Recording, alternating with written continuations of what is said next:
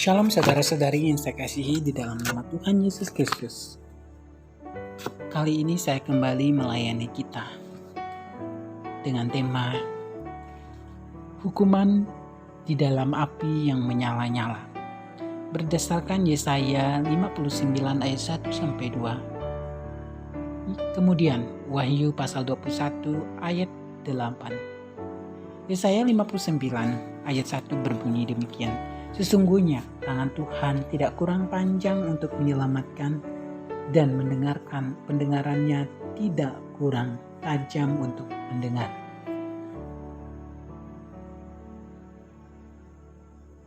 Pasal 59 ayat 2. Tetapi yang merupakan pemisah antara kamu dan Allah, dan Allahmu ialah segala kejahatanmu, dan yang membuat dia menyembunyikan diri terhadap kamu, sehingga ia tidak mendengar, ialah segala dosamu. Wahyu 28 ayat 8 berbunyi demikian. Tetapi orang-orang penakut, orang-orang yang tidak percaya, orang-orang keji, orang-orang pembunuh, orang-orang sundal, tukang-tukang sihir, penyembah berhala, dan semua pendusta, mereka akan mendapat bagian mereka di dalam lautan yang menyala-nyala oleh api dan belerang. Inilah kematian yang kedua. Suatu saat di sebuah suku yang jauh pernah hidup sebuah suku yang hidup dalam perdamaian, dipimpin oleh seorang kepala suku yang sangat baik dan yang bijaksana. Tapi perdamaian itu merusak ketika ada seorang pemuda jahat yang memberontak. Dia menolak kepala suku yang sekarang untuk menjadi pemimpin, dan dia mau menjadi kepala suku. Akhirnya usaha pemberontakan sang pemuda gagal. Seharusnya dia dan keluarganya dihukum mati.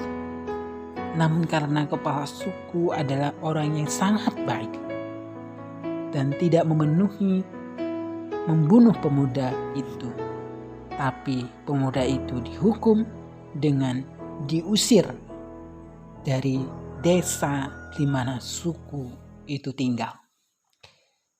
Sebagai contoh di atas menggambarkan apa yang terjadi pada manusia. Manusia pada awalnya diciptakan sungguh amat baik. Alkitab berkata demikian. Hidup dalam relasi yang begitu dekat dengan Allah. Ketika di Taman Eden, Allah dan manusia berbicara langsung. Allah hadir langsung berjumpa dengan manusia. Ketika di Taman Eden, manusia bekerja dengan penuh sukacita. Manusia menjadi ciptaan Allah yang paling mulia, yang menguasai seluruh bumi, berkuasa atas hewan-hewan, tanaman, dan alam. Artinya, manusia menjadi wakil Allah atas semua ciptaan yang unik atau ciptaan yang baik. Sayangnya pada Kejadian pasal 3 ayat 1-24, manusia dirayu atau ditipu oleh iblis untuk memberontak kepada Allah.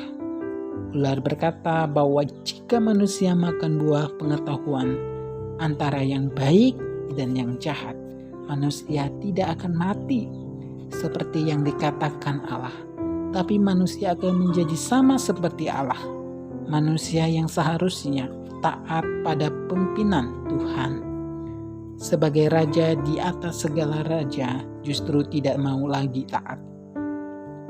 Tidak mau lagi dipimpin oleh Allah, dan yang lebih jahat lagi, justru ingin menjadi sama seperti Allah, dan hal ini tentu saja adalah pemberontakan. Sebuah pemberontakan dan sebuah tindakan yang sangat jahat. Inilah penyebab manusia terpisah dari Allah. Adam dan Hawa diusir dari Taman Eden.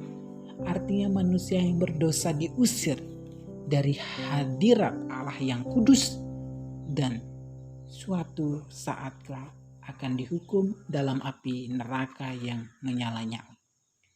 Namun Allah tidak tinggal diam sebagai Allah yang sangat mengasihi umatnya. Allah sudah punya rencana yang sangat indah. Pada rencana Allah, apa rencana Allah? Kita akan melihat rencana Allah yang ajaib itu pada renungan selanjutnya. Demikian yang dapat saya bagikan kepada kita semua. Tuhan Yesus berkati. Amin.